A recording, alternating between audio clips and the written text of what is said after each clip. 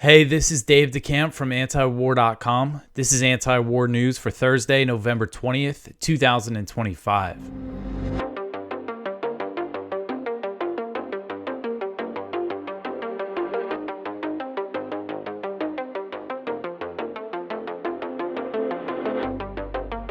All right, the first story at the top of antiwar.com today: Israel launches major strikes on Gaza, 28 people killed. So the Israeli military launched strikes across Gaza on Wednesday, killing at least 28 Palestinians, including 17 women and children, as it continues to violate the U.S.-backed ceasefire deal. So the Israeli military claimed that its forces came under fire in Khan Yunis, southern Gaza, but they provided no evidence. And according to Israeli media, there was no casualties at all among IDF troops. And the attack occurred on the Israeli-occupied side of the Yellow Line, the alleged attack, I should say. Hamas later denied that its fighters fired on Israeli troops and called the claim a weak attempt to justify Israel's ongoing crimes and violations. And following this alleged incident, which they say happened in the south in Khan Yunis, Israel unleashed airstrikes on Gaza City.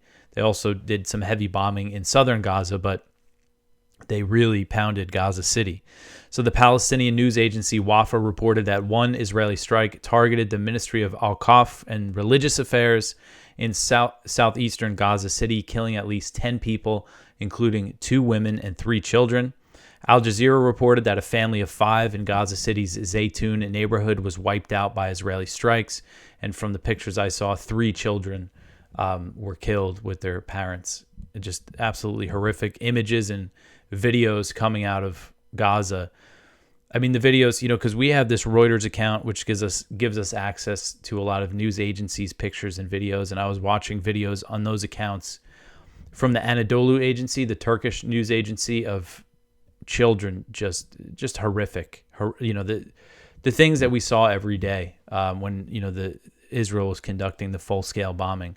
So here they returned to that for at least one day. And I think they really want to normalize this, that they can just every couple weeks or so just slaughter a few dozen Palestinians, and no protests at all from the U.S., which is supposed to be the monitor of the so-called ceasefire deal. Israel is just bombing Gaza with total impunity here. So anyway, in southern Gaza, Wafa reported that at least 4 Palestinians were killed by Israeli strikes on the Al-Mawasi tent camp on the coast.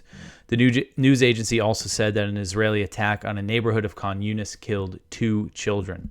And this Israeli escalation came 2 days after the UN Security Council passed this U.S. resolution, which essentially puts Gaza under the control of the U.S. So again, I mean, the U.S. is calling the shots here. The U.S. has basically been given authority over Gaza. And obviously, the U.S. is going to let Israel basically do what it wants here. So we're going to see stuff like this happen. And this just wasn't even a blip, when it came to the news coverage on Wednesday in the U.S. I didn't really see this anywhere. Yeah, I saw, Reuters and AP covered it briefly on their, websites, but it just didn't seem like it got really any attention at all. And as I said, I really think they're trying to just normalize this. And Gaza's health ministry said earlier in the day that since October 10th, Israeli forces have killed 280 Palestinians. This was before this bombing started.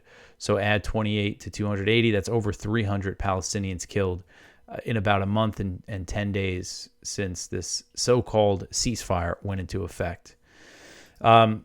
All right, so the next one here: Netanyahu visits IDF troops in Israeli-occupied Syria. So Israeli Prime Minister Benjamin Netanyahu visited Israeli-occupied Syria on Wednesday, a trip condemned by the Syrian government, which is seeking an Israeli withdrawal from the area as part of a potential security deal. So following the ousting of former President Bashar al-Assad, which Netanyahu celebrated and took credit for, Israel captured a demilitarized buffer zone in southwestern Syria beyond the Israeli-occupied Golan Heights that was created under a 1974 Israel-Syria disengagement deal. Israeli troops have also pushed further into the Quneitra and Dara governance, where they regularly carry out ground incursions into villages, which we do cover at antiwar.com a lot, but gets very little attention elsewhere. So Netanyahu told Israeli troops during this visit, quote, "We attach immense importance to our capability here, both defensive and offensive," end quote. You see this picture here of him with the IDF chief of staff. There's another picture I saw of Netanyahu flanked by IDF soldiers, and all their faces are blurred out. And the IDF started blurring out the faces of their soldiers after some of them countries that were attempting to prosecute them for war crimes that they committed in Gaza. And, there's this group called the Hind Rajab Foundation that was, trying to get countries to do that. And it was based on their own social media activity, the things that they posted on their social media. But anyway, so Syria's ambassador to the UN said that Damascus, quote, "strongly condemns this provocative tour, which epitomizes Israel's ongoing aggression against Syria and its people. We renew our call on the UN and this council to take firm and immediate action to halt these violations, ensure their non-reoccurrence in the occupation, and enforce relevant resolutions, particularly the 1974 disengagement agreement," end quote.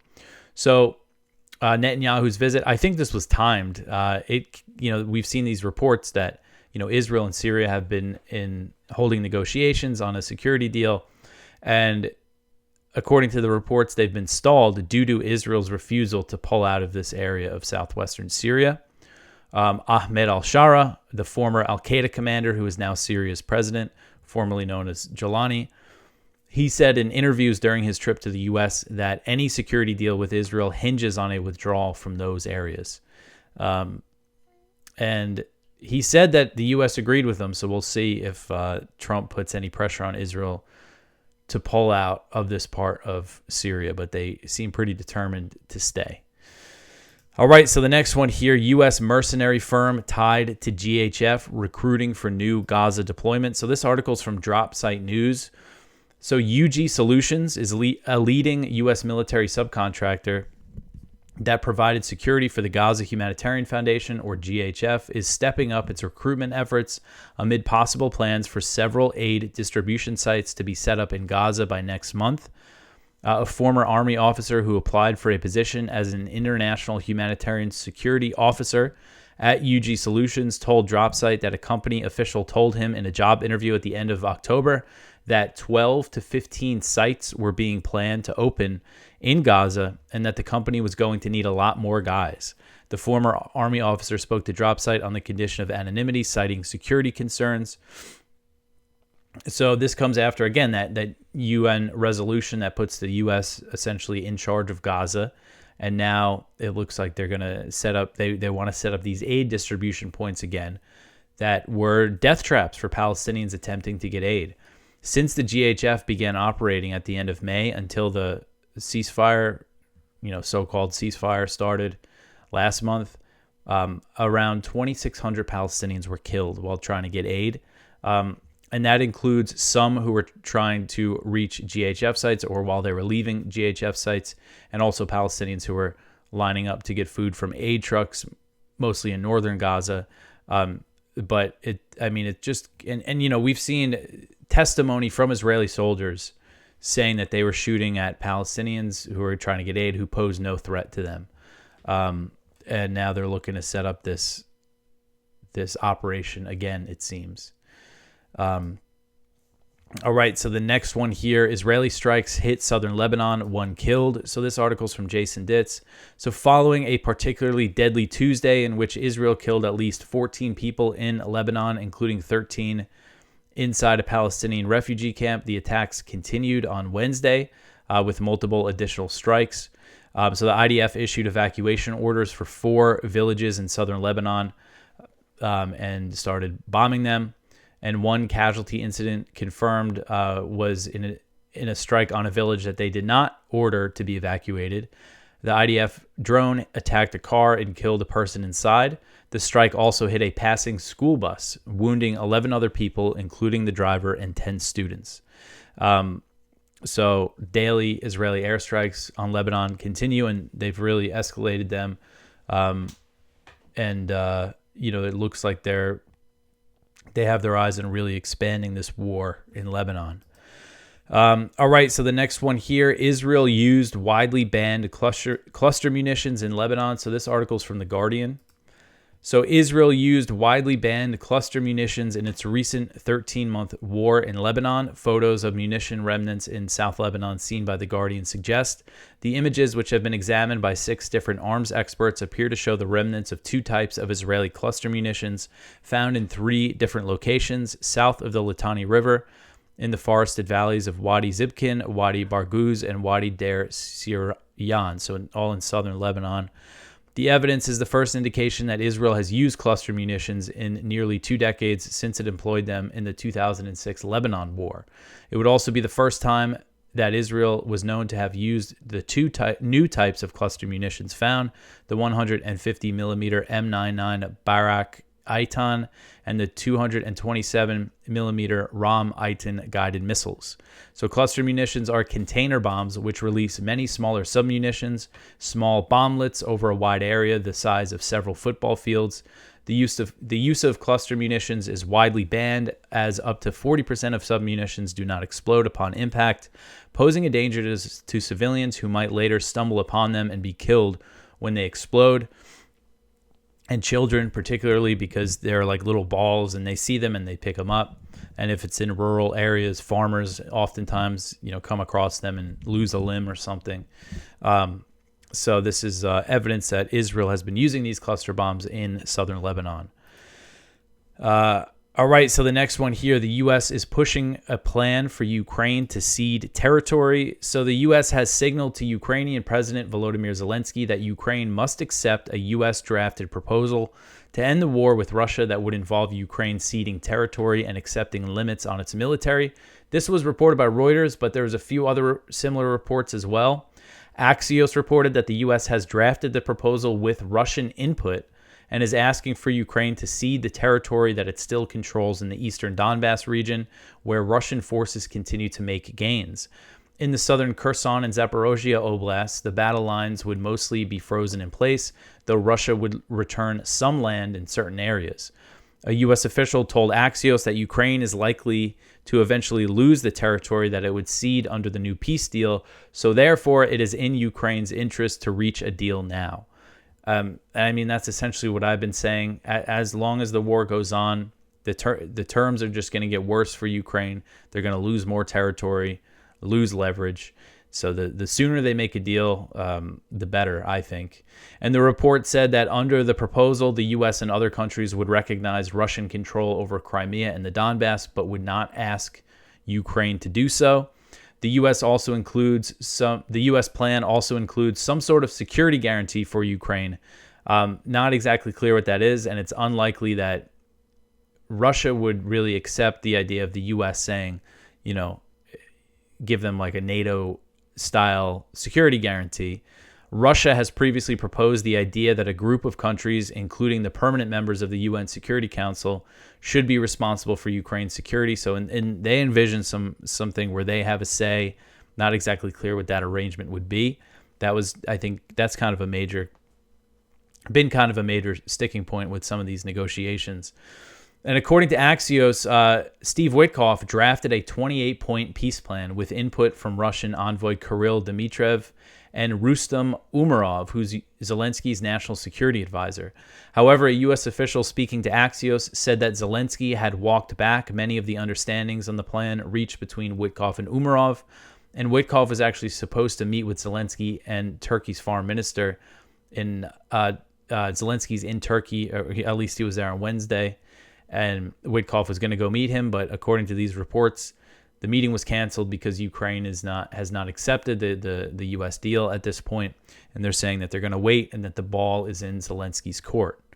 So a chance here of a deal. Zelensky is not going to want to make this deal because if he signs anything like this, it means elections are going to happen and he's going to lose because he's because of presiding over this war and losing territory. So, if Trump wants this, he's going to have to put the screws on Zelensky, and we'll see if he does that. In the meantime, the war continues. In the next story here, Russia confirms that Ukraine fired ATACMS into Russian territory. So the Russian Defense Ministry on Wednesday confirmed that Ukrainian forces fired U.S.-provided ATACMS missiles into Russian territory a day earlier.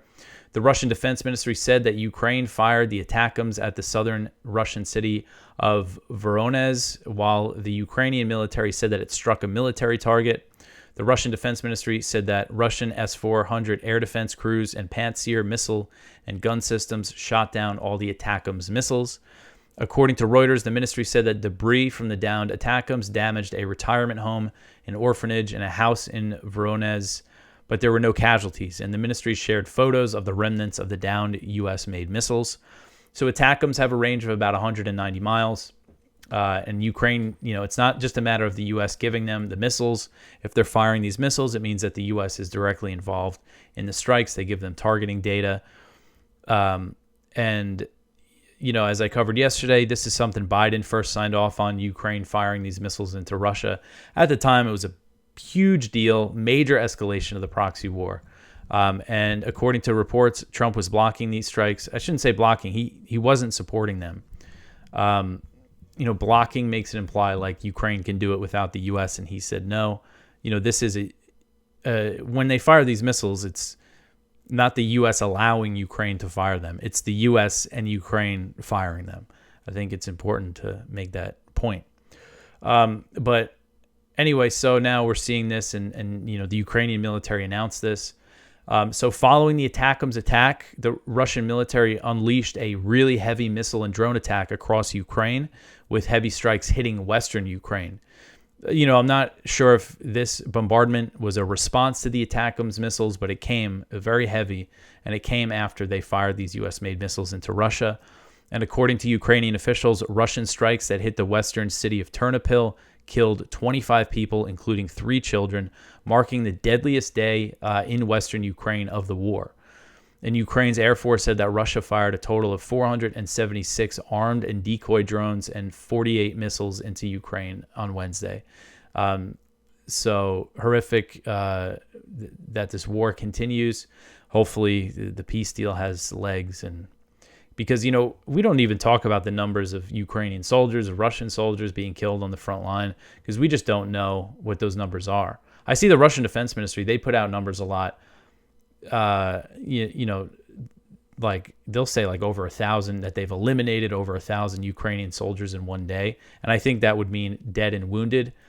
But the fact is, we just don't know if those numbers are accurate, because neither side, Russia or Ukraine, puts out casualty numbers.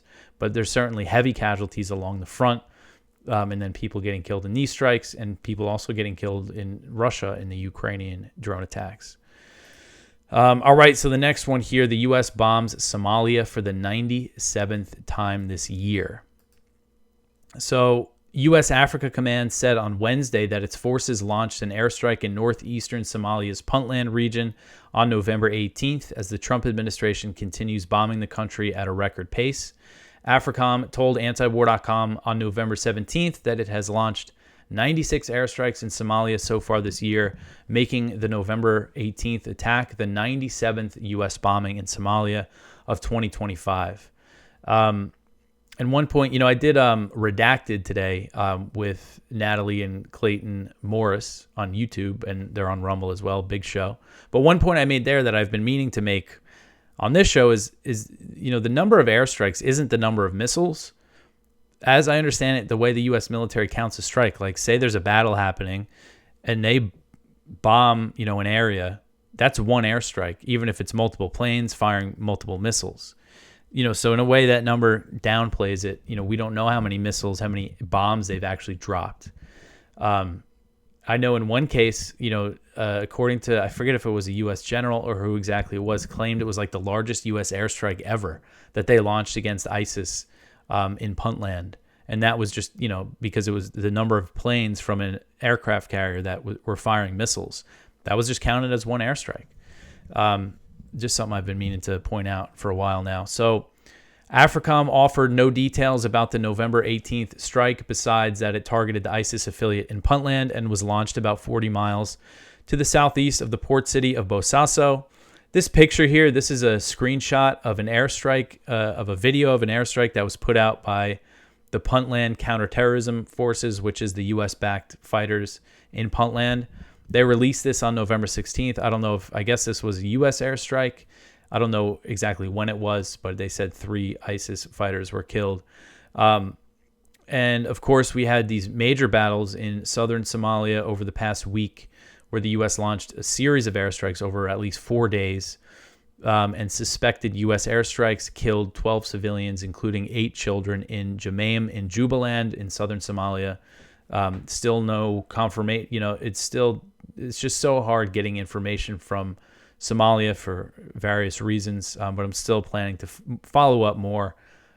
Maybe I'll flag it with Air Wars, the monitoring group. They always do a good job trying to confirm things like this. I'll see or maybe I'll just see if they're aware of it. Try to get more information. All right, so the next one here, Trump approves second arms sale to Taiwan. So this article is from Kyle Anzalone at the Libertarian Institute. So after not approving a single weapon sale to Taiwan through the first 9 months of his administration, President Donald Trump has authorized the sale of over $1 billion in arms to Taipei over the past week. So the latest thing, a $700 million sale has been authorized for the National Advanced Surface-to-Air Missile Systems, or the NASAMS, which are air defenses. This is something that they've also provided to Ukraine. So that's $700 million, and they also recently approved a $330 million deal to sell Taiwan aircraft parts. And it's kind of interesting, that this comes after Trump and Xi had this meeting, and Trump said that Taiwan didn't even come up, that we've kind of seen these signals that the U.S. is going to back off a little bit on Taiwan, and now we're seeing these arms sales being pushed through. I think there's been some backlash from the China hawks that they haven't been, approving new arms sales or sending military aid. They're still, of course, shipping weapons of all these arms sales that have been approved over the years, but the China hawks want more, so now we're seeing that. All right, so the next one, the last story here, Americans do not want Venezuela regime change. So a new Reuters Ipsos poll has found just 21% of Americans support the idea of the U.S. using the military to oust Venezuelan President Nicolas Maduro, results that come amid a series of reports that the Trump administration is considering a regime change war in Venezuela. So these results from Reuters are similar to a YouGov poll conducted in September that found just 18% of Americans supported using the military to carry out regime change in Venezuela. The Reuters Ipsos poll found that 31% of respondents would favor ousting Maduro through other means, but they've tried all sorts of means over the years to get rid of him, including sanctions and U.S.-backed coup attempts, and that has all failed. The Reuters Ipsos poll also found that the majority of Americans, 51%, oppose using the military to conduct executions of suspected drug traffickers without a judge or a court being involved, a rejection of the Trump administration's bombing campaign against alleged drug boats in the Caribbean and the Eastern Pacific Ocean.